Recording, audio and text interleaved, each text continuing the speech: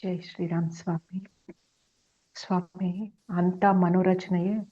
మనస్సు ఏదైనా చేయగలదు అనే దానికి దృష్టాంతంగా ఈ ఆఖ్యానం చెప్పబడింది అని చెప్పి అర్థమైంది స్వామి. వశిష్ఠ భగవానులు అలానే చెప్పారు రాముల వారికి. మీరెప్పుడు స్వప్నము జాగ్రత్త రెండు ఒకటే అని చెప్తే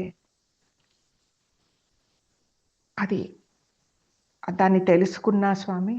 ఇంత బాగా అసలు ఇంత ఆఖ్యానం వలన ఎలా మోహితులం అవుతాము, హ్రస్వత్వము దీర్ఘత్వము రెండు ఒకదానిలోనే ఎలా దర్శించబడతాయి అనేది ఈ సర్గ చూశాక, ఈ సర్గని చదివాక అర్థమైంది స్వామి.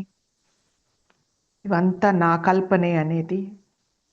దీనిలో ఇది కాకుండా ఇంకేమైనా నేను అర్థం చేసుకోలేంది, నా దృష్టికి రానిది ఉంటే మీరు ఏదైనా చెప్తారని అడుగుతున్నాను స్వామి. ఇక్కడ నాది నీది అన్నదే ఏం లేదు, మనసు ఒకటే స్వామి. స్వామి, ఈ